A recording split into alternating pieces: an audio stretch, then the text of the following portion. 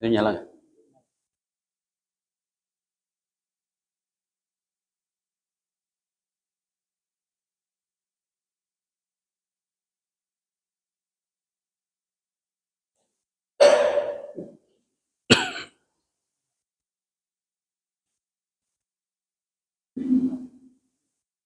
Cek.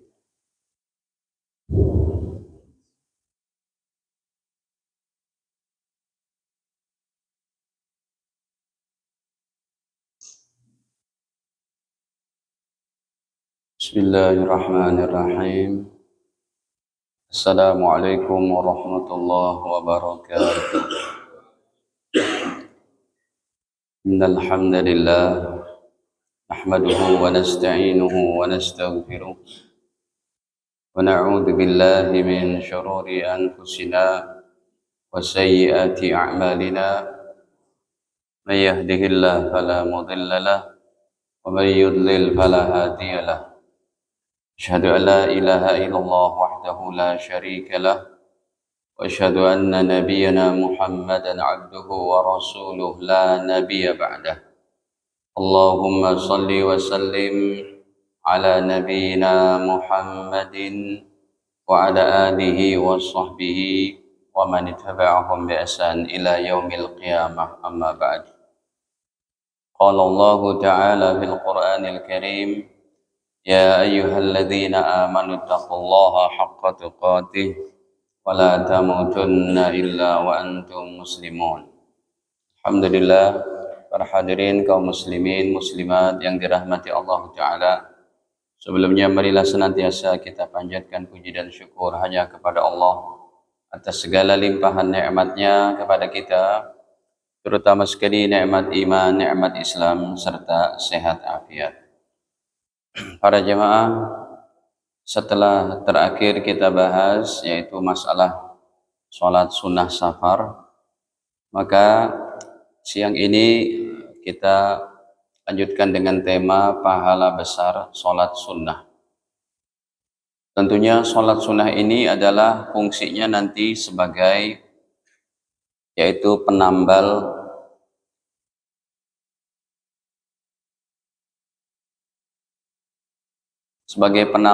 daripada sholat-sholat wajib kita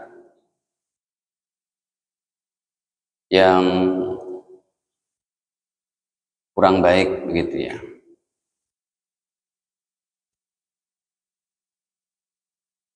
Mungkin lagi sholatnya dia memikirkan sesuatu yang lain, ya, lagi sholatnya dia tidak khusyuk, itu bisa ditambal dengan sholat-sholat sunnah. Dan juga sholat sunnah ini, ya, sholat sunnah selain sebagai fungsi sebagai penambal, juga dia adalah sarana latihan supaya sholat wajib kita makin khusyuk.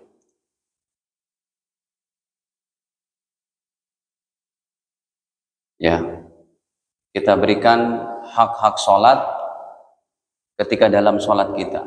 Nah, itu bisa dilakukan dengan cara memperbanyak sholat sunnah. Bisa juga nanti sholat sunnah sebagai pemberat timbangan amal kita. Makanya orang yang menjalankan ibadah apapun, Allah dan Rasulnya menjelaskan pahalanya dalam Al-Quran. Contohnya sholat-sholat sunnah ini, hadirin, pahalanya adalah dikerjakan dalam waktu yang singkat, tapi pahalanya cukup besar. Kalau dalam surat An-Nahl, ya, Allah firmankan diantaranya dalam ayat ke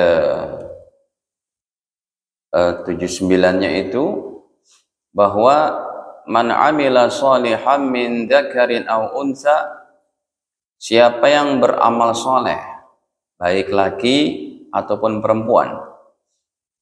Di sini Allah Subhanahu wa taala, maksud saya ayat 97 ya. Man amila shalihan min dzakarin aw untha. Siapa yang beramal soleh, baik laki atau perempuan, wa huwa mu'min, dan dia dalam keadaan beriman. Ya, beramal soleh, dia beriman. Kata Allah Ta'ala, falanuhyiyannahu hayatan thayyibah. Pasti kami akan berikan kepadanya kehidupan yang baik. Walanajziyannahum ajrahum, dan pasti kami akan balas pahala mereka bi ahsan, dengan yang lebih baik. Dikerjakan paling cuma 5 menit, 4 menit, tapi pahalanya lebih baik. Karena emang sebagai pemberat timbangan amal kita. Nah, hadirin para jamaah yang dirahmati Allah, contohnya lagi diantaranya, atau kita masuk saja pada poin-poinnya. Ini bukan 97 tadi, tapi ayat bukan 79, 97. Nah, kita masuk aja poin-poinnya. Yang pertama adalah 2 rakaat qobliyah subuh. Ini yang paling populer ya. 2 rakaat qobliyah subuh pahalanya apa? Lebih baik daripada dunia dan seisinya.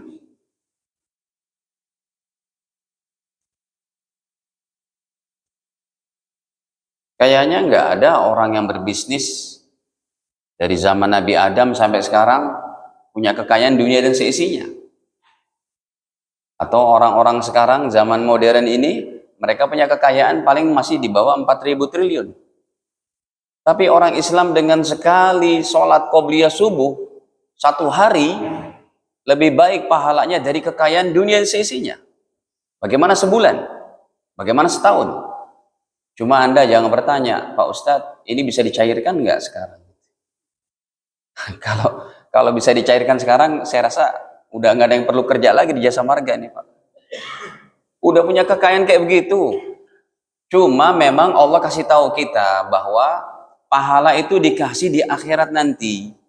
Contohnya nih dalam Ali Imran, ya.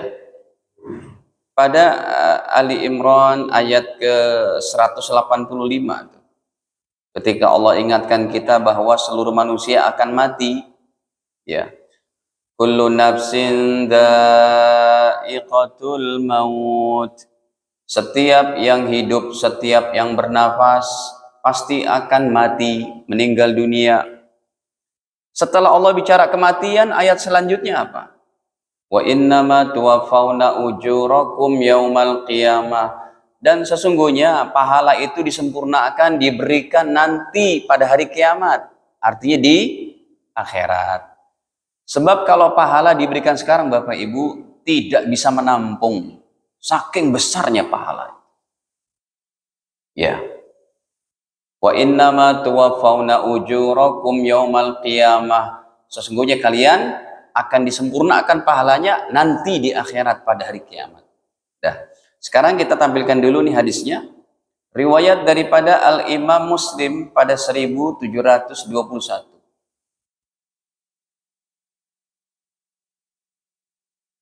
Ya.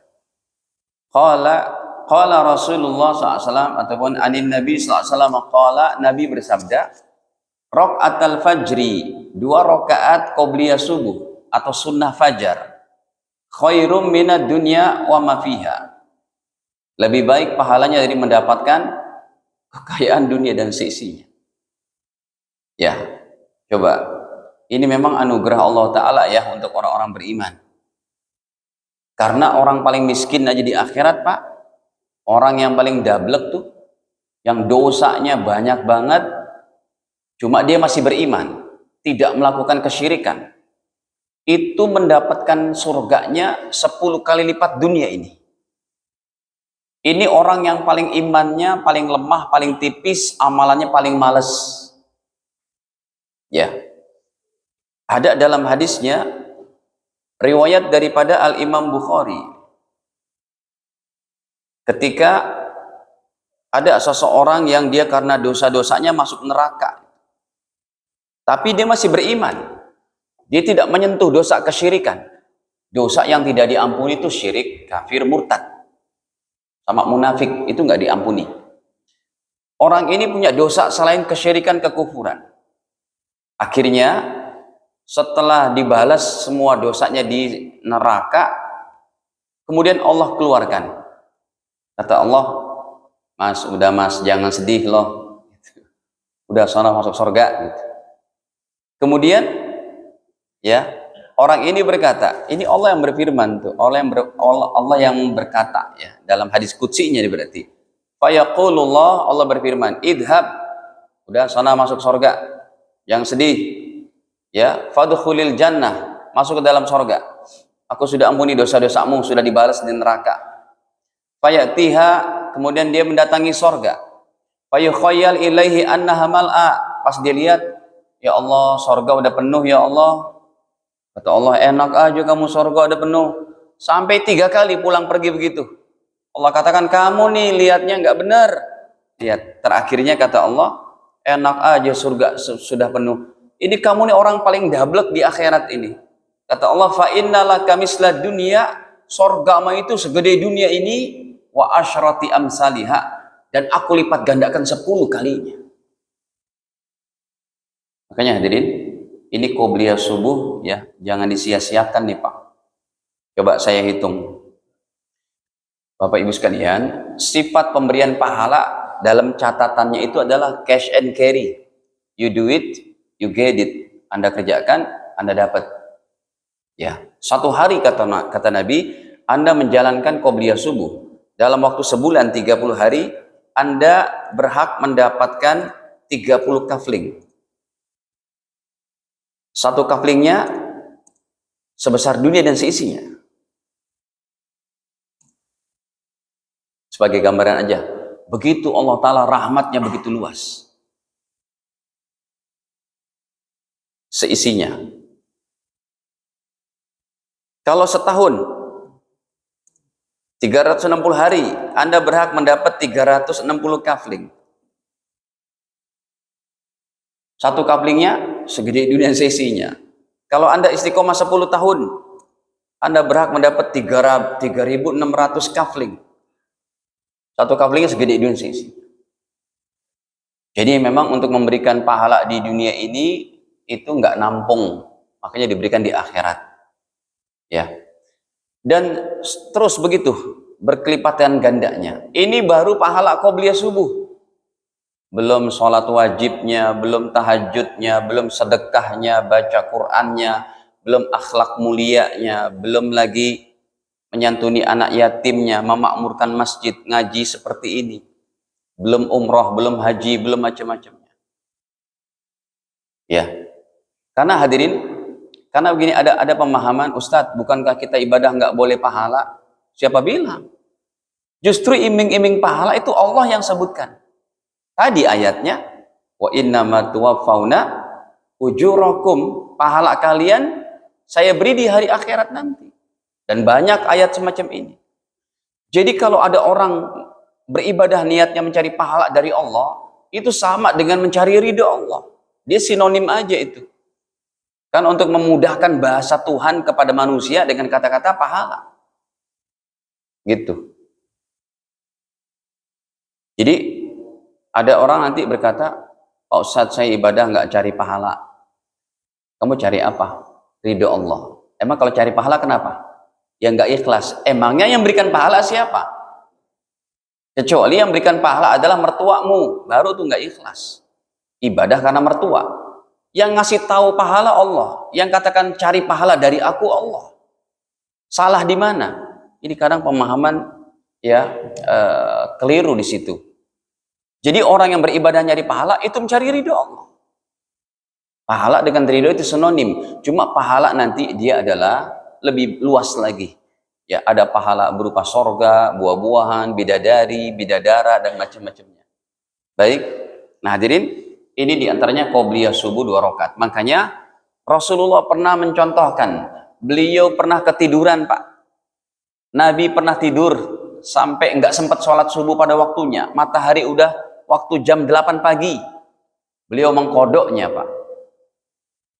Ya, sholat qobliyah subuhnya dikodok, baru gitu setelah itu sholat wajibnya dikodok.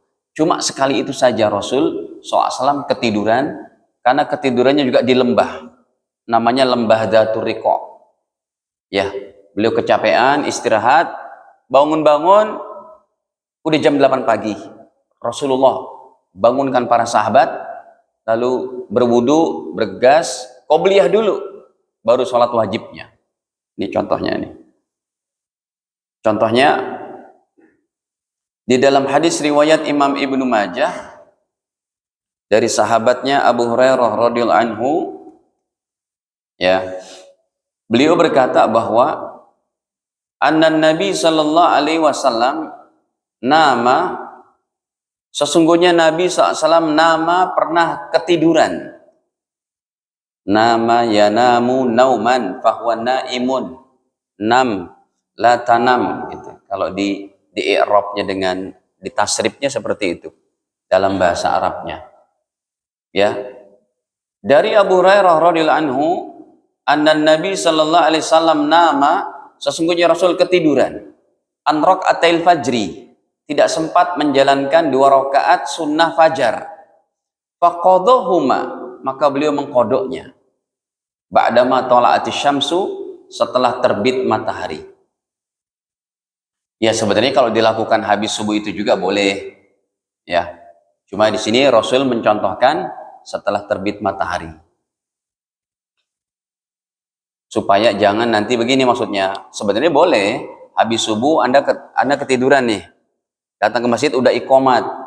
Aduh, qobliyah subuhnya saya belum jalankan ini. Mana pahalanya besar lagi.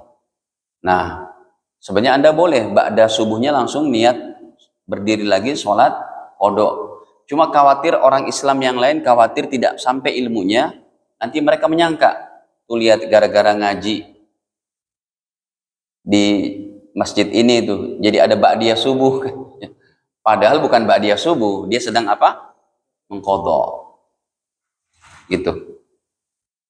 Dan hadis tentang mengqodok kayak begini banyak, bukan 1 2. Baik, hadirin, kita masuk pada nomor 2 sekarang. Ini nomor 2 pun teramat hebat, hadirin. Ya. Yang nomor 2 adalah 4 rakaat qobliyah dan ba'diyah zuhur. Sebenarnya memang qobliyah dan ba'diyah zuhur itu minimalnya 2 rakaat. Tapi yang 2 rakaat ini Rasul tidak, ya, minimal 2 rakaat. Nabi tidak menjelaskan pahalanya, tapi tetap sunnah. Nabi SAW tidak jelaskan pahalanya itu. Ya, tapi tetap sunnah. Yang ada pahalanya justru 4 rakaat qobliyahnya, 4 rakaat ba'diyahnya. Dan ini pahalanya hebat sekali. Ya. Kita buka hadisnya riwayat Imam Tirmidzi. Nomornya masih awal-awal nih, nomornya masih 431 ya. Kalau tadi kan sudah ribuan tuh. Ya. Contohnya, tapi syaratnya dia jaga dengan baik. Nih, hadis ini derajatnya hasan. Nomor 430 riwayat Imam Tirmidzi. Apa kata Nabi SAW? Kata Nabi bahwa man hafadha, siapa orangnya yang menjaga secara istiqomah ala arba'i raka'atin qabla zuhur, 4 rakaat qobliyah zuhur, wa arba'in ba'daha, dan ia menjaga 4 rakaat setelah zuhur. Apa pahalanya? Haramahullahu 'alan nar, maka Allah akan mengharamkan dia masuk ke dalam neraka.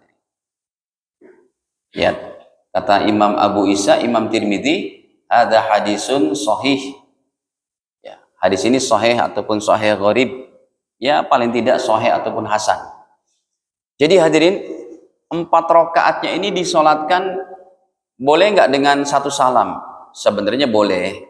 Ya, boleh 1 salam, tapi afdolnya adalah 2 salam. Kalau kita cari afdolnya adalah 2 salam. 4 rakaat berarti 2 salam, 2 salam. Boleh juga langsung. Ya, niatnya saya niat qobliyah zuhur 4 rakaat langsung, boleh. Dan ini dilakukan secara terus-menerus. Ya. Dia jaga tuh sunnah-sunnah Nabi seperti ini. Maka kata Nabi, siapa yang menjaga 4 rakaat qobliyah zuhur dan 4 rakaat ba'diyahnya, maka haramallahu 'alan nar. Allah haramkan dia tersentuh api neraka. Ya. Jadi ya minimal 2 rakaat. Tapi maksimalnya adalah 4 rakaat.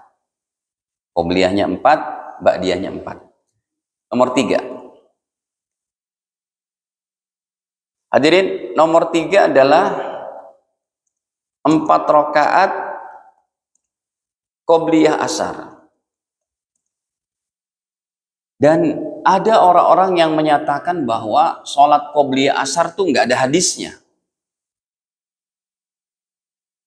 Saya jawab, bukan cuma nggak ada hadisnya, Pak. Hadisnya itu 4 rakaat kata Rasul. Riwayat Imam Ahmad bin Hanbal. Ya, 4 rakaat qobliyah asar. Memang ini pun minimalnya 2 rakaat. Ya. Tapi kalau Anda jalankan 2 rakaat, ya ini pahalanya adalah Nabi tidak jelaskan. Nabi tidak jelaskan. Ya, pahala sunnah lah. Tapi yang 4 rakaatnya, coba kita lihatkan hadisnya. Ya, ini riwayat daripada Imam Ahmad 5.980.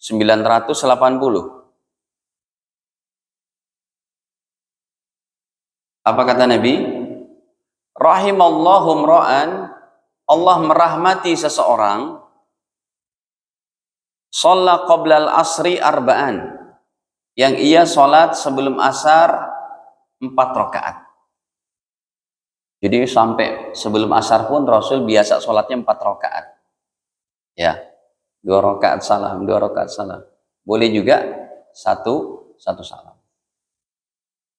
Makanya contohnya kenapa di Masjidil Haram, di Masjid Nabawi, kebetulan minggu kemarin saya dari Masjidil Haram, dari Masjid Nabawi, itu di sana kalau ngasih waktu qobliyah itu selalu lama, Pak. Hampir 15 menit. Ya, apalagi subuh. Bisa 20 menit itu. Supaya apa? Umat Islam yang berdatangan dari seluruh dunia untuk umroh, mereka kan sholatnya beda lagi tuh. Di sana kan satu sholat aja dinilai berapa? 100.000. Makanya waktunya diberi leluasa itu. Qobliyah zuhur kita bisa udah 4 rakaat kita sholat, masih lama juga tuh iqomatnya. Qobliyah asar, ya udah apa itu? Udah adzan, masih lama lagi asarnya. Masih sempat juga kita baca Quran. Menyempatkan baca Quran di Masjid Nabawi, di Masjidil Haram. Ya, yang pahalanya berbeda sama masjid-masjid lain. Gitu. Nah, hadirin, suasana yang sangat enak di sana. Dan kebetulan di rombongan yang saya bawa itu ada pejabat, ada para eksekutif gitu kan. Mereka bilang, Ustadz, kenapa ya kalau kita di Masjidil Haram kayaknya otak kita diambil sama Allah, enggak ingat apa-apa, udah ibadah aja. Ya, selama 13 hari kita di sana itu kayaknya nikmat ibadah. Hotel, Masjid Haram, restoran, hotel gitu aja, tinggal memperbanyak ibadah, sholat apa gitu. Ya. Nanti pas kita udah sampai Madinah, sampai airport, udah take off gitu, baru tuh mumet lagi kepala. Masuk lagi dunia dan problemnya itu. Memang rata-rata seperti itu. Ya, orang-orang yang Allah izinkan ke sana itu, pokoknya sesibuk apa mereka nyaman aja di sana. Baik, jadi hadirin, ini qobliyah asar, ya, minimal 2 rakaat, tapi maksimalnya 4 rakaat, dan disolatkan boleh 2 rakaat. Yang nomor 4, hadirin, bahkan yang nomor 4 nih jarang diketahui, Pak.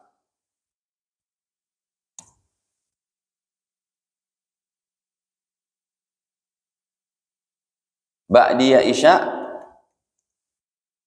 4 rakaat. Ba'diyah Isya 4 rakaat ini hadirin, ya minimal memang tetap 2 rakaat. Ya, minimal 2 rakaat. Tapi yang 2 rakaat Rasulullah tidak menjelaskan pahala besarnya. Hukumnya tetap sunnah. Tapi yang 4 rakaat ini, ya, yang 4 rakaat pahalanya apa? Seperti kita sholat di malam Lailatul Qadar. Berarti pahala untuk sholat mendapat pahala di Lailatul Qadar bukan hanya ada di bulan Ramadan. Ada setiap malam. Caranya sholat Ba'diyah Isya 4 rakaat.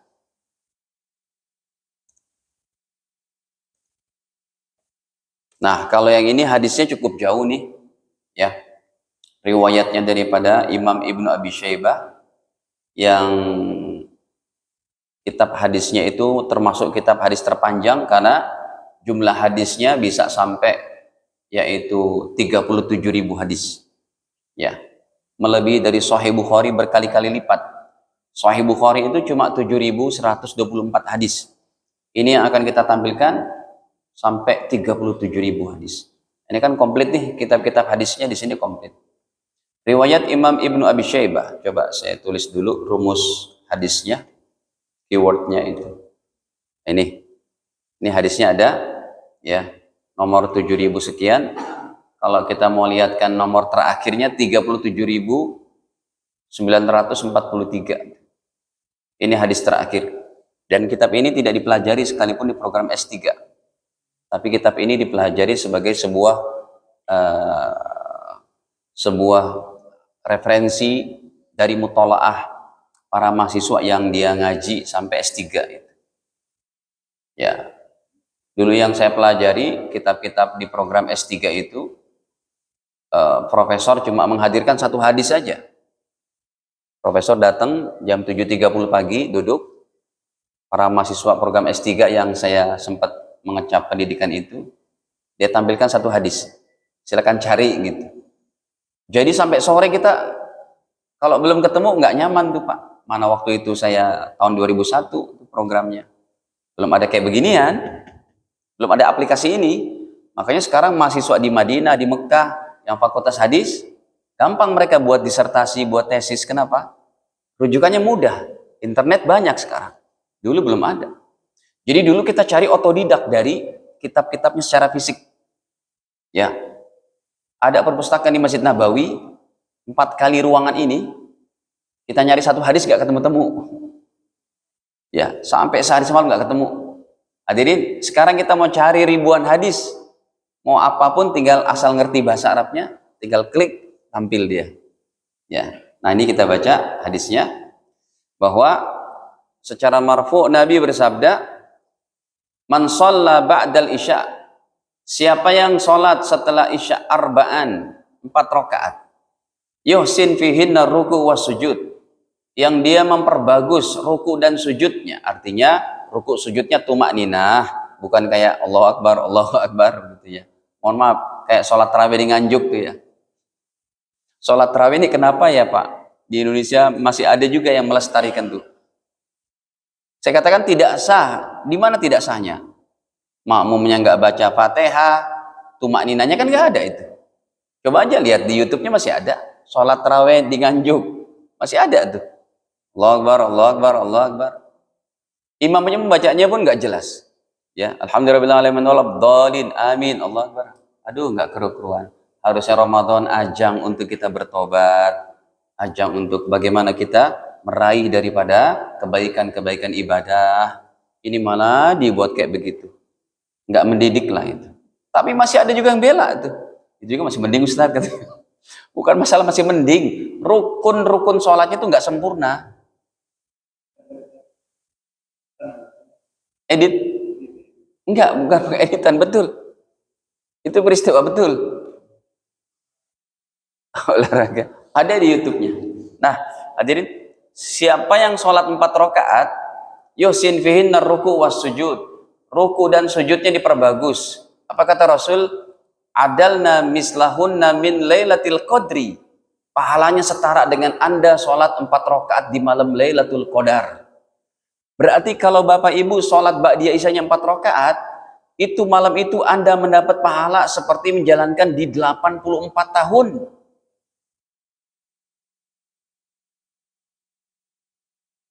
Satu malam. Kalau 2 malam, 168 tahun.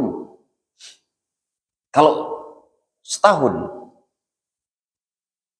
Makanya hadirin, hikmahnya begini. Ustadz, kenapa sih pahala-pahala dikasih besar banget? Ya, atau contohnya nomor 5 deh, saya kasih tahu. Bapak Ibu yang belum pergi haji, pergi umroh karena ketiadaan finansialnya, kan bisa melakukan ini sebagai alternatif. Apa? Sholat isyraq 2 rakaat. Ini kan berpahala haji dan umroh. Tapi syaratnya, sholatnya di masjid, berjamaah, udah gitu berzikir, baca Quran, jangan tidur, atau dengar kajian, masuk waktu isyraq, sholat 2 rakaat, pahalanya haji dan umroh. Ini kan besar banget. Dan semua yang saya tampilkan ini riwayatnya nggak ada yang doib. Kalau lemah saya nggak berani memakai itu. Ya, coba kita tampilkan nomor 5 dulu. Hadisnya riwayat daripada Imam Tirmidzi, Imam Abu Dawud, ya. Dan semacam ini banyak sekali. Atau riwayat Imam Tirmidzi saja saya tampilkan. Nih. Nabi bersabda bahwa tuh, kata Imam Tirmidzi pun hadisnya hasan. Hadisun hasan gharib, ya hasan lah. Nabi bersabda, man shallal ghadata, siapa yang sholat subuh fi jama'atin, secara berjamaah, ya, sholat subuhnya berjamaah, summa qa'ada, kemudian duduk, yadkurullah, berzikir kepada Allah, ngaji atau berdoa atau ikut kajian subuh kalau di masjid itu ada taklim subuh, hatta tatlu asyamsu, sampai matahari terbit, ya. Summa sholat rokaatin, kemudian dia sholat 2 rakaat. Para ulama membuat yang gampang aja itu. Waktunya kapan Ustadz? Yang paling gampang untuk kita sholat isyraq itu, yaitu dari adzan subuh 90 menit. Ya, dari adzan subuh 90 menit. Kemudian dia sholat 2 rakaat.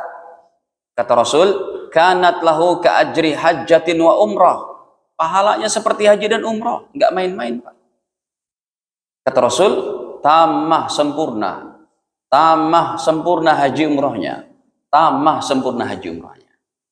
Ini bagi yang belum haji, belum umroh, bisa ambil alternatif ini, ya. Asal kalau udah ada dananya, udah ada finansialnya, jangan beralasan saya udah haji umroh dengan sholat ini saja, nggak boleh seperti itu, ya. Makanya hadirin, saya pun niat itu. Niatnya begini, ya Allah, mudahkan saya setiap tahun berumroh dan berziarah kepada Rasulullah SAW.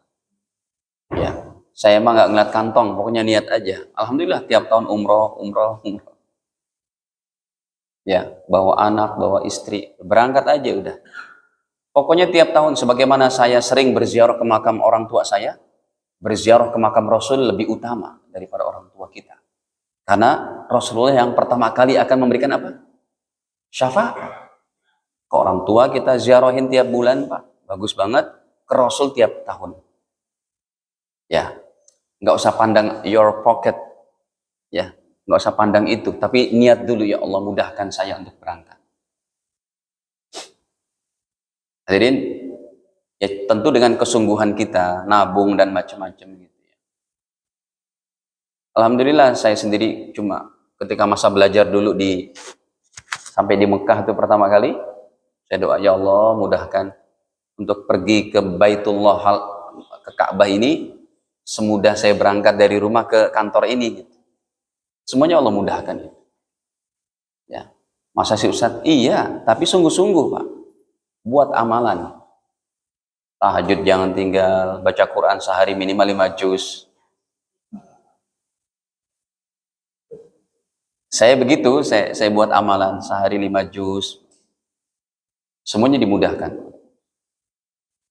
Dulu maksudnya ketika saya punya cita-cita seperti itu. Baik, hadirin, dah ini 5 dulu saja ya.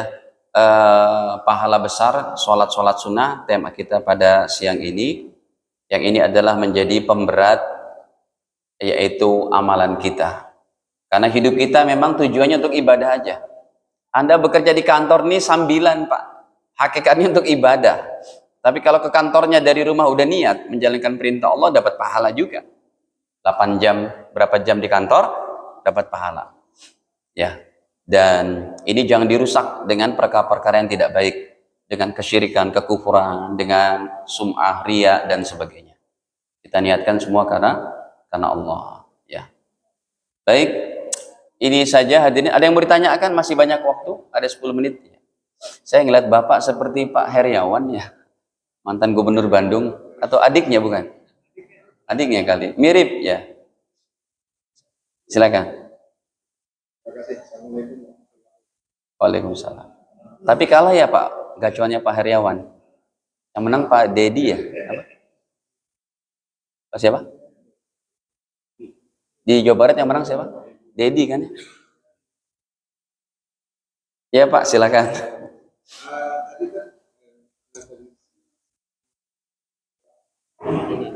Sholat? Apa? Oh ya.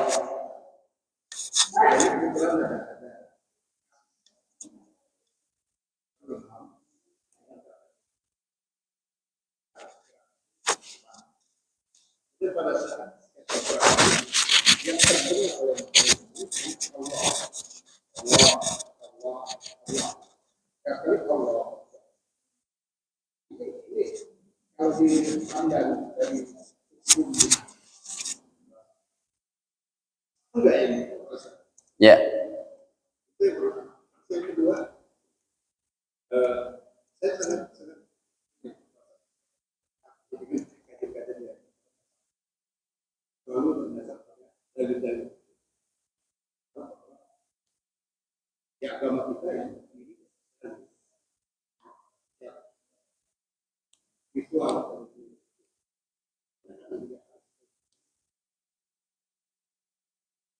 Ya mungkin banyak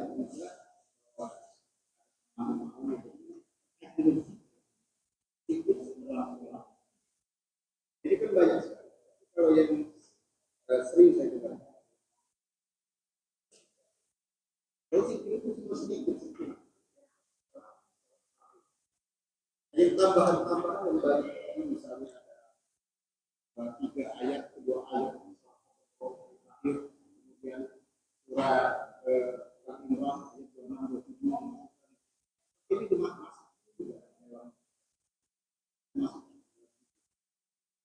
Ke dalam zikir. Ya, jadi nomor 2 pertanyaannya tentang zikir habis sholat fardu. Ya. Waalaikumsalam.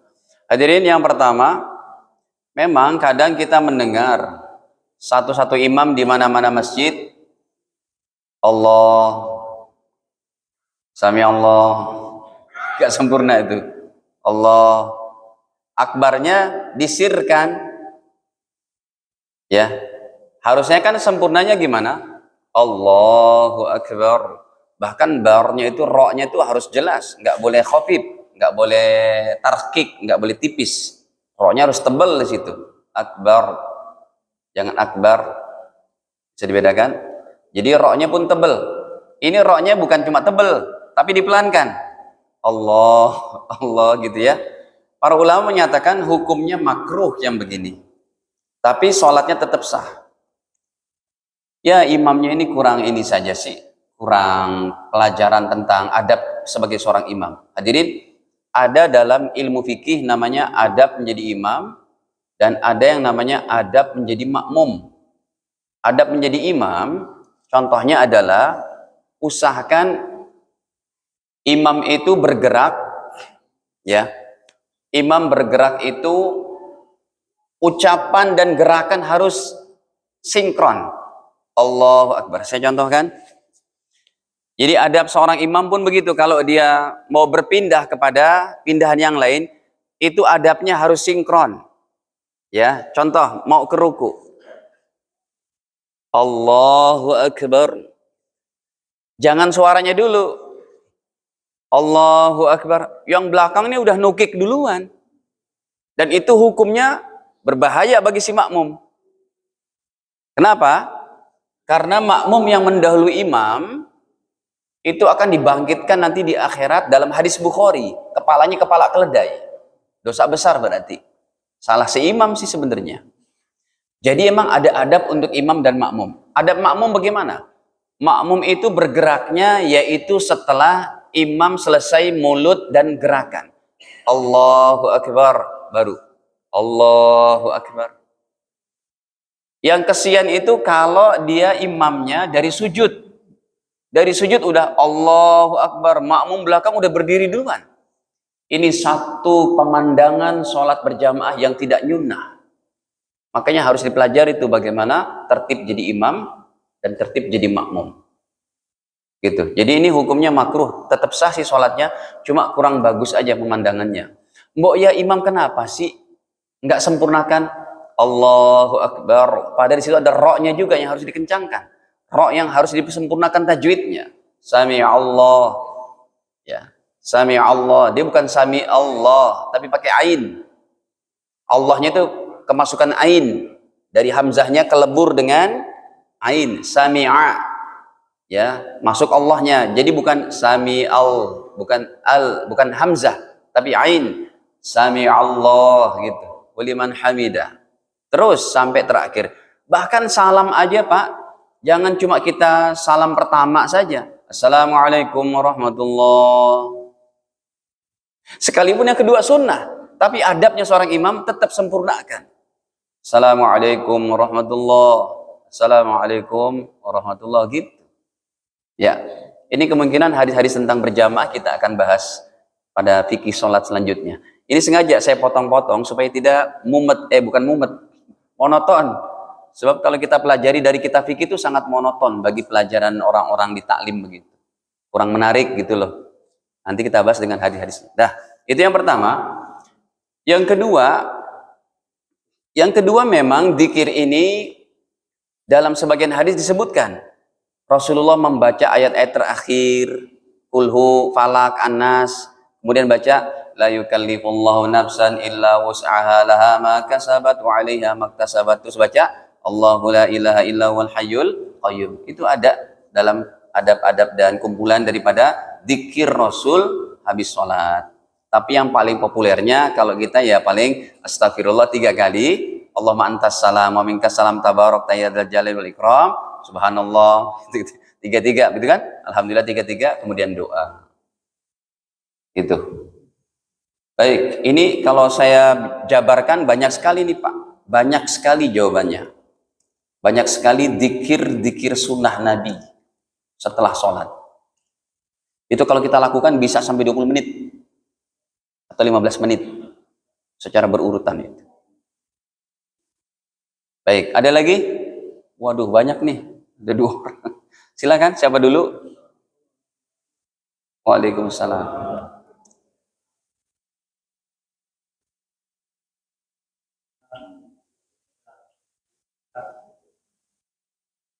Ya.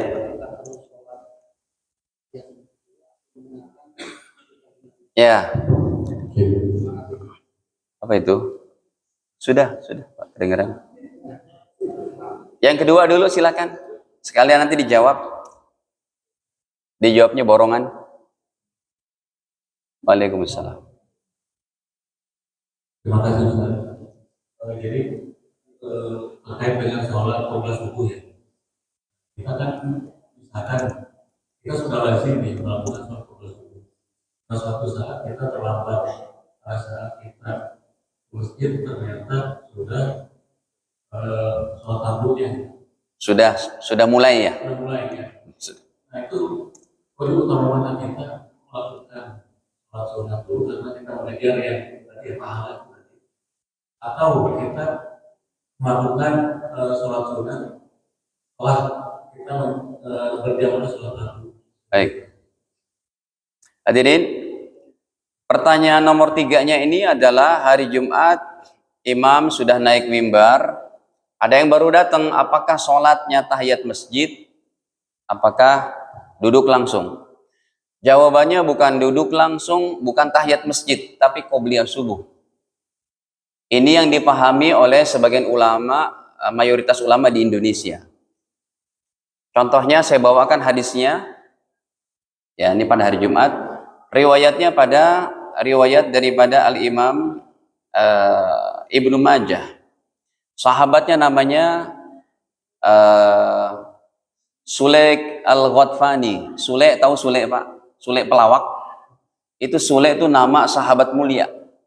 Ya, yang menjadi sababul wurud hadis tentang qobliyah Jumat.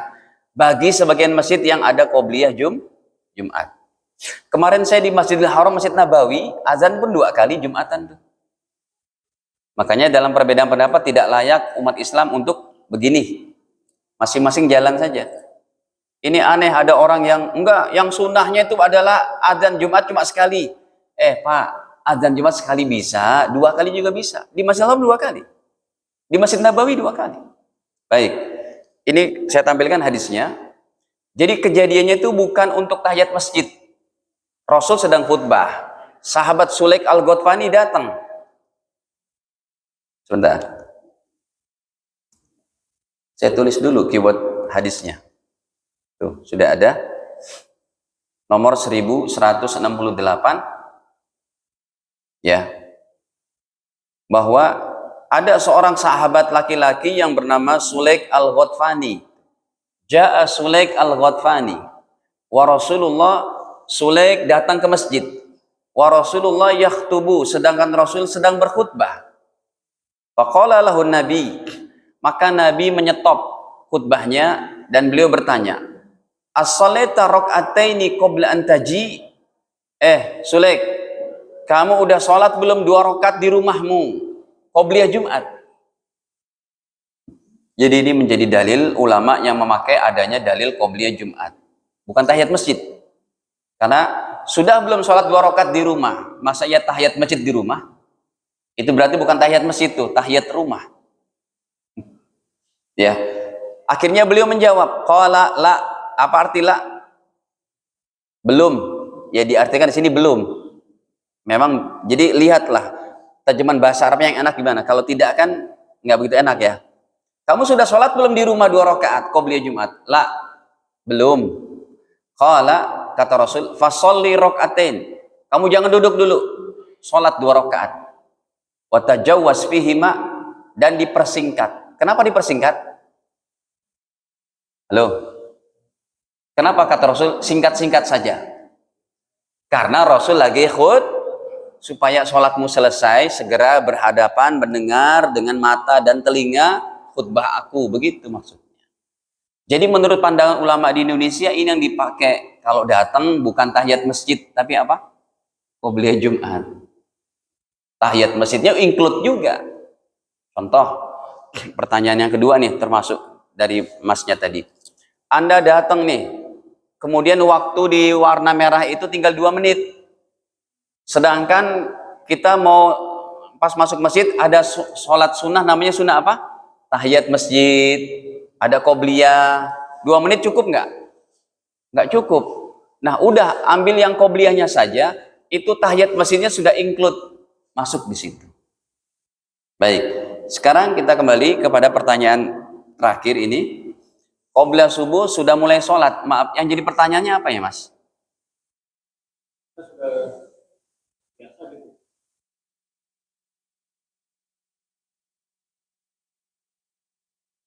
Datang ke sana sudah. Jadi nggak sempat sholat qobliyah. Yang ditanyakan bagaimana caranya. Nah, caranya adalah boleh dikodok. Kodoknya boleh setelah sholat itu juga. Kodoknya juga boleh setelah terbit matahari.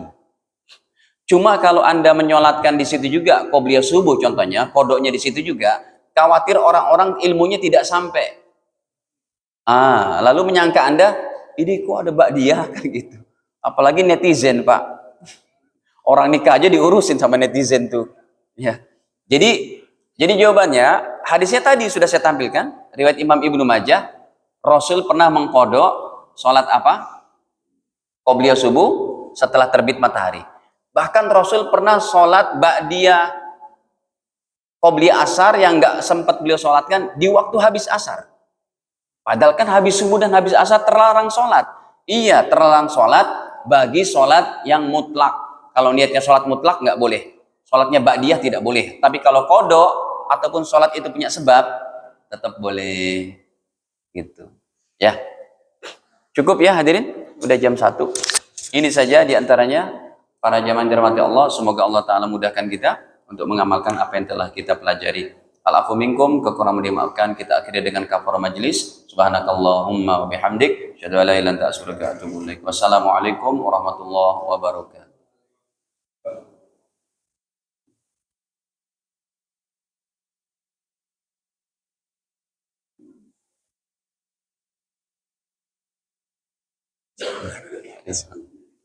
Apa ini?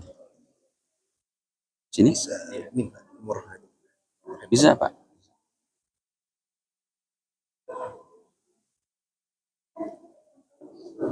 Kayak enggak asing, pernah di pusat nggak? Mengajar di pusat nggak? Emang saya pengajar di pusat. Masih sekarang.